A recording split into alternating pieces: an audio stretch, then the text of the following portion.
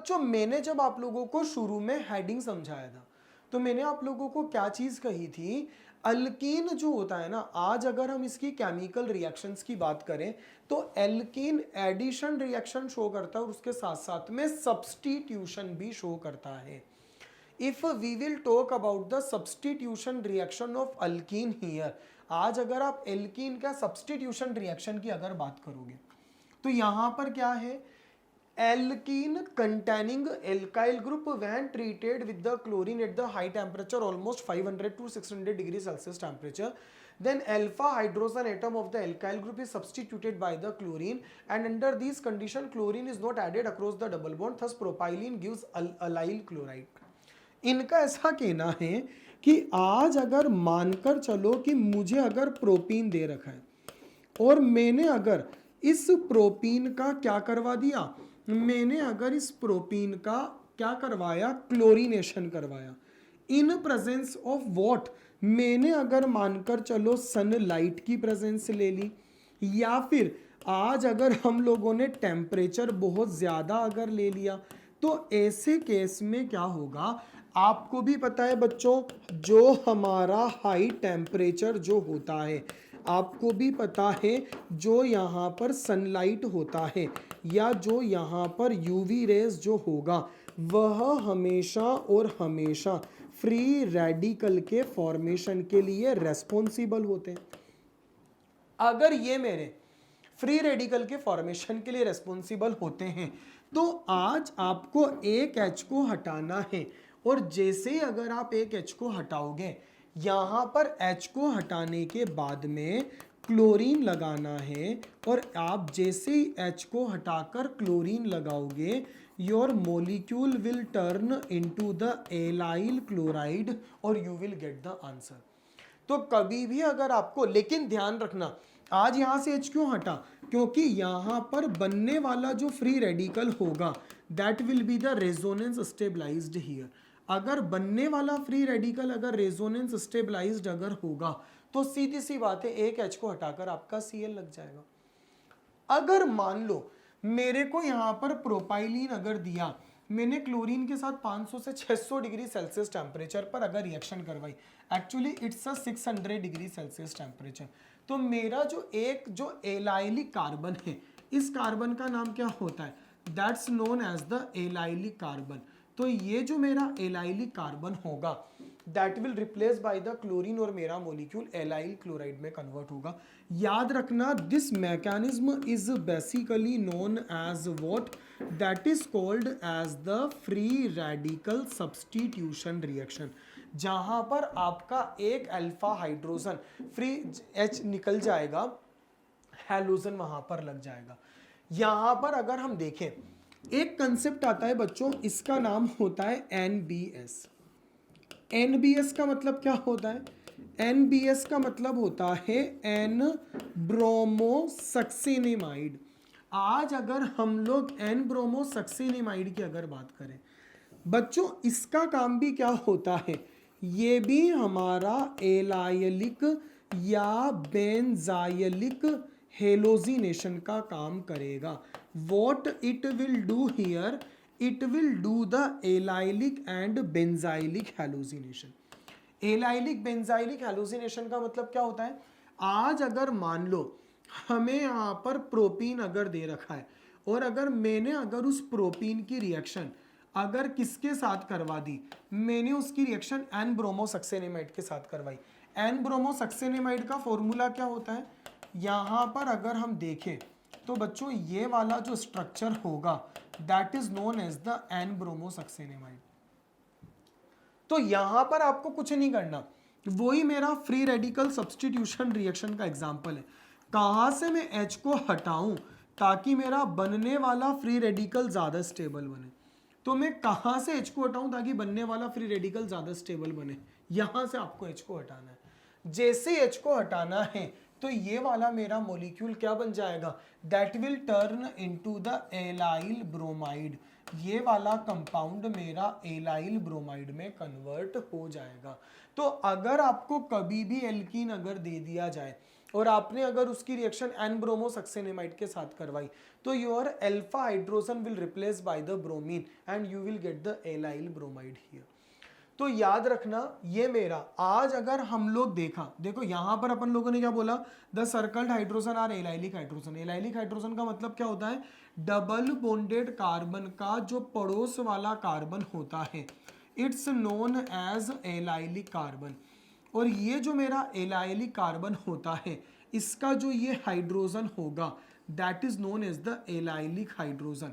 तो ये जो मेरा एलाइलिक हाइड्रोजन होगा it will replaced by the halogen here. एक रिएक्शन का नाम आता है आइसोमराइजेशन। आपको पता है एल्केन में भी हमने आइसोमराइजेशन पढ़ा था, AlCl3 HCl की प्रेजेंस में करवाते। तो अगर हम लोग AlCl3 HCl की प्रेजेंस में आइसोमेराइजेशन करवाते हैं किसके अंदर, in the chapter of alkane. आज अगर आप चाहो तो एल्कीन का अगर आइसोमराइजेशन अगर आप कराना चाहते हो तो एल्कीन का अगर आप आइसोमराइजेशन अगर कराओगे तो यहां पर भी आप लोग सेम रिएजेंट को यूज में ले सकते। Alkene isomerize when heated at the high temperature almost 500 to 600 degrees Celsius temperature or at lower temperature 200 to 300 degrees Celsius temperature in the presence of the anhydrous AlCl3 और Al2SO4 का whole thrice H2SO4। Aluminium sulphate aluminium chloride की presence में अगर आप लोग कभी भी अगर एल्कीन का अगर क्या करवाओगे, आइसोमराइजेशन करवाओगे तो मेरे एल्कीन का आइसोमराइजेशन हो जाएगा और मेरा अल्कीन अपने आइसोमर में कन्वर्ट हो जाएगा। जैसे अगर मानकर चलो ये मेरे को एक कंपाउंड दे रखा है ब्यूटवनीन, तो आज अगर मुझे ब्यूटवनीन अगर दे रखा है और मैंने अगर इसको AlCl3 HCl की प्रेजेंस में हीट करा या एल्यूमिनियम सल्फेट की प्रेजेंस में हीट करा तो जो ये मेरा ब्यूटवनीन है ना that will turn into their isomer. Isomer in what, either it will, अब ब्यूटवनीन के आइसोमर क्या हो सकते हैं, इसके दो ही आइसोमर बन सकते हैं। एक आइसोमर इसका बन सकता है ब्यूटुइन और एक जो इसका आइसोमर बन सकता है वो इसका आइसोमर बन सकता है आइसोब्यूटीन।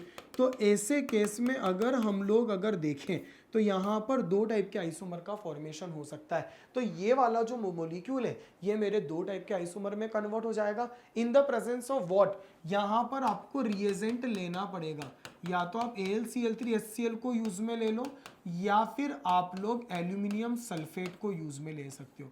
जैसे अगर आप लोगों ने उसको अगर यूज में लिया तो मेरा जो मॉलिक्यूल रहेगा that will turn into what, वो अपने आइसोमर में कन्वर्ट हो जाएगा और process is known as the isomerisation.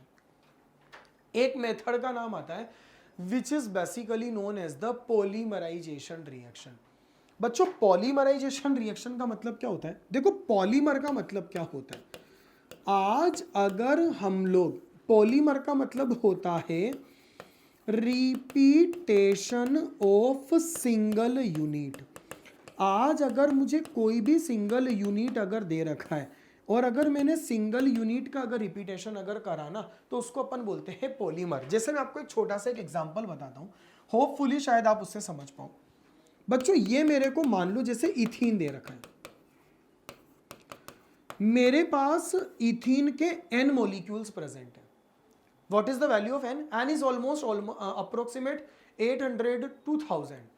अब मेरे पास अगर इथीन के n मॉलिक्यूल प्रेजेंट है, 800 से 1000 इथीन है, तो आज अगर आप उनको आपस में रिएक्शन अगर करवाना है, मतलब आपको क्या करवाना है, उनको आपस में रिएक्ट करवाना है। जैसे यहां पर अगर अपन देखें तो ये मेरा पहला इथीन है, यहां पर अगर अपन देखें तो ये मेरा दूसरा इथीन है, यहां पर अगर हम लोग देखें तो ये मेरा nवां इथीन है।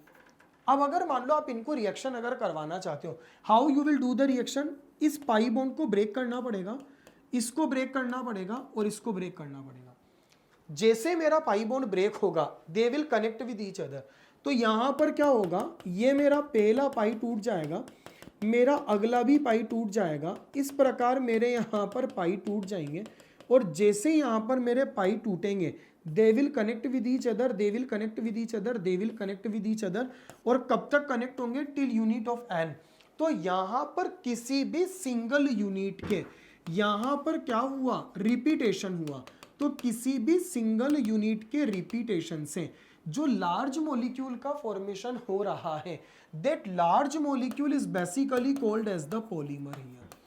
ये जो मेरा लार्ज मॉलिक्यूल जिससे बनता है इसको अपन बोलते हैं मोनोमर, और मोनोमर से पॉलीमर बनने का जो प्रोसेस है it's basically known as the polymerisation. तो आज अगर मैं कभी भी पॉलीमराइजेशन अगर कराऊंगा, अच्छा आपको अगर इतने बड़े स्ट्रक्चर का फॉर्मेशन अगर नहीं करना हो, अगर आप इतना ज्यादा पैनिक नहीं होना चाहते हो, तो इट इज बेटर व्हाट, आप एक काम करिएगा, यहाँ पर आपको इतना सा काम करना है, अगर आप इतना बड़ा स्ट्रक्चर नहीं बनाना चाहते ना, तो आप पाई बॉन्ड को तोड़ो, दोनों तरफ वैलेंसी को फ्री करो और होरलेन लगा दो। कुल मिलाकर ये यूनिट तो मेरी बार बार रिपीट हो रही है ना, तो बस that will known is the polymer ही है। अब एक बार अगर अपन इसकी थ्योरी को पढ़ें, तो थ्योरी क्या कहती है, the process in which many simple molecule combined together to form a large single molecule is known as the polymerization. The simple molecule is known as the monomer and the single large molecule is called as the polymer, and approach by which monomer turn into the polymer is basically known as the polymerization. तो ये मेरा जो method होता है ये मेरा polymerisation कहलाता है। पॉलीमराइजेशन करने का बड़ा सिंपल सा तरीका है, इन अल्कीन किसी भी पॉलीमर का नाम अगर आपको लिखना हो, जैसे ये वाला जो मेरा मॉलिक्यूल है इसका नाम इथीन है, अगर आप इथीन के पॉलीमर का नाम अगर मेंशन करना चाहते हो तो इथीन के नाम के आगे आपको पॉली लगाना पड़ेगा। So what will be its name, that is called as the polythene, ये मेरा पॉलीथीन कहलाएगा। तो यहाँ पर हमारा ये पॉलीथीन कहलाएगा। In alkene polymer named of polymer is given in the basis of name of monomer, only poly prefix is used। मैंने आपको बोला ना, कभी भी अगर आप किसी पॉलीमर का नाम लिखना चाहते हो तो आपको नॉर्मली पोली प्रीफिक्स को लगाना है और आपका पॉलीमर बन जाएगा। If in polymerization Ziegler-Natta catalyst, that is basically known as the triethyl aluminum or titanium tetrachloride ये क्या लिख रखा है, इफ इन पॉलीमराइजेशन जिगलर-नाटा कैटालिस्ट, मतलब अगर कहीं पर जिगलर-नाटा कैटालिस्ट आपका यूज में है, is used, then polymerisation is known as the Ziegler Natta polymerisation. आज क्या होता है ना, जैसे कभी कभी अगर आपने इथीन का पॉलीमराइजेशन अगर करवाया, आपके पास इथीन के n मॉलिक्यूल हैं, तो आप लोग यहाँ पर क्या करते हो कि यहाँ पर आप ट्राईइथाइल एल्यूमिनियम और टाइटेनियम टेट्राक्लोराइड का कॉम्बिनेशन जैसे ही लोगे और आपने अगर इसका पॉलीमराइजेशन अगर करवाया, तो ऐसे केस में यहाँ पर क्या होगा कि जो मेरा इथीन है ये अपने पॉलीमर में कन्वर्ट हो जाएगा, और ये वाला जो मेरा पॉलीमर है बेसिकली इस पॉलीमर को हम क्या बोलते हैं, it's known as the Ziegler Natta catalyst. तो बच्चों इनका ऐसा कहना है कि आज अगर किसी भी पॉलीमराइजेशन रिएक्शन में जिगलर-नाटा कैटालिस्ट अगर यूज में आ रहा है ना, तो उसका नाम होता है जिगलर-नाटा पॉलीमराइजेशन। वो मेरा बेसिकली जिगलर-नाटा पॉलीमराइजेशन कहलाता है। जैसे ये मेरा इथीन है, आप कैटालिस्ट के फॉर्म में जरूरी नहीं जिगलर-नाटा को यूज में लो, ट्रेस ऑफ ऑक्सीजन के प्रेजेंस में भी आप पॉलीमराइजेशन करवा सकते हो, जिगलर-नाटा भी ले सकते हो, करना ओवरऑल वही है। You have to simply break the pi bond, free the valency at the both side and put the whole n. As you will draw the structure, molecule is known as the polymer here. ये मेरा polymer है जिसका नाम होता है polythene। याद रखना, if propylene is reacted, then polypropylene is formed and it commercial use as a quinine। अगर आपने कभी propylene अगर use में लिया, what's the mean of the propylene? Propene is also known as the propylene। अगर मान लो आपके पास इसके n यूनिट्स प्रेजेंट हैं और आपने अगर इसका कभी भी पॉलीमराइजेशन अगर करवाया, तो as you will do the polymerisation of propylene here, concept you know very well, our concept is still same. What the concept we are using here, pi bond को ब्रेक करना है, और as you will break the pi bond you have to free the valency at both side, as you will free the valency at both side. तो ये वाला जो मेरा molecule रहेगा that's called as the polypropylene here. ये मेरा क्या कहलाएगा, ये मेरा पॉलीप्रोपाइलिन कहलाएगा। याद रखना इसका एक कमर्शियल नेम होता है क्वाइलिन, ये मेरा क्वाइलिन भी कहलाता है, that's the another name of the polypropylene here. तो हमको अगर कभी भी पॉलीमराइजेशन करना है तो इस तरीके से करेंगे। कभी अगर आप लोगों ने मान लो मोनोमर की फॉर्म में अगर कभी विनाइल क्लोराइड को यूज में ले लिया, ये मेरा कंपाउंड होता है विनाइल क्लोराइड।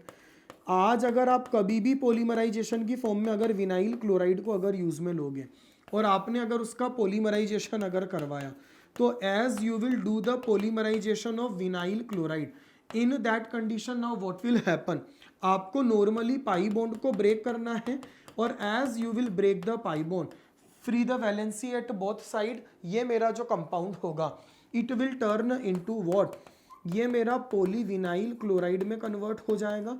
और ये जो मेरा पॉलीविनाइल क्लोराइड जो होता है इट्स नोन एज व्हाट, ये मेरा पीवीसी कहलाएगा।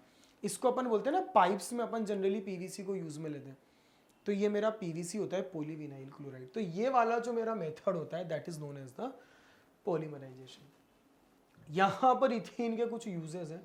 Ethene is used in the artificial ripening of fruits. अब यहाँ पर जो आर्टिफिशियल फ्रूट्स की जो अपन रिपैनिंग करते हैं उसके अंदर इथीन को यूज में लेते हैं। Ethene as a anaesthetic purpose से भी यूज में आता है, मतलब बेहोश करने के फॉर्म में भी अपन इथीन को यूज में लिया जा सकता है। क्लोरोफॉर्म भी एक बहुत अच्छा एनेस्थेटिक होता है, याद रखिएगा, वो अपन बाद में पढ़ेंगे।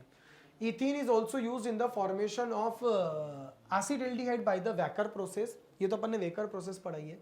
Ethene is used in the formation of poisonous war gas that is basically known as the mustard gas. Mustard gas का बेसिकली फॉर्मेशन कैसे होता है? आज अगर मान लो आपको इथीन अगर दे रखा है और अगर आपने इस इथीन की रिएक्शन अगर किसके साथ करवाई, H2Cl2 के साथ करवाई, तो जैसे अगर आपने इथीन की रिएक्शन अगर H2Cl2 के साथ में अगर करवाई तो ये जो मेरा इथीन होगा, आपने अगर इसकी रिएक्शन H2Cl2 के साथ में करवाई तो ये वाला जो मेरा मॉलिक्यूल रहता है, ये वाला मेरा मॉलिक्यूल यहाँ पर इस वाले कंपाउंड में कन्वर्ट हो जाएगा और ये वाला जो मेरा गैस होती है it's known as the mustard gas here. और ये जो मेरी मस्टर्ड गैस होती है एक पॉइजनस वॉर गैस होती है। यहाँ पर इसको यहाँ पर वॉर गैस बोलते हैं। जब भी वॉर होता है तो जनरली ये यूज़ में आती है और ये पहले भी जो वॉर हुए हैं उनमें यूज़ में आई गई है, that's called as the mustard gas here. वही मैंने आपको जो मेथड बताया, एथीन अपन को दे रखा है, H2Cl2 के साथ रिएक्शन करवाना है, तो ये मेरा मस्टर्ड गैस बन गया। Beta beta dash dichloro diethyl sulphides को बोलते हैं मस्टर्ड गैस, वॉर गैस हमारा कहलाता है। तो ये वाला जो मेरा मेथड है it is basically known as alkene. अब बच्चों आज अगर मैं एल्कीन का कंपैरिजन अगर मान लो अल्काइन के साथ करता हूं, जैसे मैंने आपको बोला था ना, हम लोग हाइड्रोकार्बन जब डिस्कस कर रहे हैं तो in the chapter of the hydrocarbon हम लोगों ने अल्केन पढ़ लिया और अल्कीन पढ़ लिया। नाउ बच्चों आज अगर हम लोग कभी भी अगर यहाँ पर अल्काइन को अगर डिस्कस करेंगे तो बच्चों maximum chemical reaction of alkyne is completely similar to the alkene. मतलब मैं आपको बता सकता हूं ऑलमोस्ट 90% जो केमिकल रिएक्शन है अल्काइन की they are completely similar to the alkene here. Alkyne में और अल्कीन की केमिकल रिएक्शन में बिल्कुल भी ज्यादा डिफरेंसेस नहीं है। हम बोल सकते हैं कि जो जो रिएक्शंस आप लोगों ने एल्कीन में करी थी the same reaction you have to discuss in the topic of alkyne here. तो वो की वही रिएक्शन जो आप लोगों ने अल्कीन में पढ़ी थी हम अल्काइन में कवर करेंगे, बट एक छोटा सा डिफरेंस होगा। वो छोटा सा डिफरेंस क्या होगा कि वहां पर आपका अल्कीन है, यहाँ पर आपका अल्काइन है। फिर भी एक बार अपन देख लेते हैं। अल्काइन का जो जनरल फॉर्मूला होता है इट इज बेसिकली CnH2n-2। आज अगर हम अल्काइन की अगर बात करें तो अल्काइन में यहाँ पर अगर हम लोग देखेंगे तो लास्ट में YNE सफिक्स को यूज में लेना पड़ता है। यहाँ पर अगर हम देखें तो इसका जो पहला मेंबर होता है वो एसिटिलीन होता है, इसीलिए ये जो मेरा ट्रिपल बॉन्डेड ग्रुप होता है इसको बोलते हैं एसिटिलिनिक कार्बन। और हाइब्रिडाइजेशन अगर अपन कभी भी ट्रिपल बॉन्ड पर अगर देखेंगे तो it will be considered as what, it will be considered as a sp hybridisation. तो यहाँ पर ये मेरा sp हाइब्रिडाइजेशन होता है। ट्रिपल बॉन्डेड कार्बन पर हाइब्रिडाइजेशन जो होगा वो sp हाइब्रिडाइजेशन होगा। ट्रिपल बॉन्ड में अट्रैक्शन बहुत ज्यादा होता है। अट्रैक्शन ज्यादा होने के कारण यहाँ पर ये जो इसका बॉन्ड लेंथ जो होगा वो थोड़ा सा छोटा हो जाता है। तो ट्रिपल बॉन्डेड कार्बन का बॉन्ड लेंथ जो होता है दैट्स द 1.20 एंगस्ट्रॉम और कार्बन और हाइड्रोजन के बीच का जो बॉन्ड लेंथ होता है इट्स द 1.08 एंगस्ट्रॉम। और यहाँ पर अगर अपन बॉन्ड एनर्जी की बात करें, ट्रिपल बॉन्ड में तो 3 बॉन्ड होते हैं ना, तो उनको ब्रेक करने के लिए ज्यादा एनर्जी की रिक्वायरमेंट होगी। तो almost energy will be 195 kilo calorie पर मोल, जबकि हमारा जो CH का बॉन्ड लेंथ होता है वो थोड़ा छोटा होता है तो उसकी एनर्जी 121, यहाँ पर इसका 195 किलो कैलोरी पर मोल होता है और उसका 121 किलो कैलोरी पर मोल होता है। याद रखिएगा। First member of alkyne series is basically known as the acetylene. ये मेरा एसिटाइलिन है, इसके अंदर ये वाला जो मेरा बॉन्ड है, इसके अंदर ये वाला जो मेरा बॉन्ड है और ये वाला जो मेरा बॉन्ड है, सारे के सारे सिग्मा बॉन्ड हैं। तो इसके अंदर अगर हम देखेंगे तो यहाँ 3 तो सिग्मा बॉन्ड प्रेजेंट होते हैं और 2 पाई बॉन्ड आपके प्रेजेंट होते हैं। तो ये वाला जो हमारा मेथड होता है, इसको अपन ने मतलब एल्काइन के जनरल इंफॉर्मेशन के बारे में बात करी। अब हम लोग यहाँ पर एल्काइन की प्रिपरेशन मेथड ऑफ प्रिपरेशन के बारे में डिस्कस करेंगे। अब हम लोग जो अल्काइन होगा इसके यहाँ पर फॉर्मेशन मेथड्स के बारे में डिस्कस करेंगे।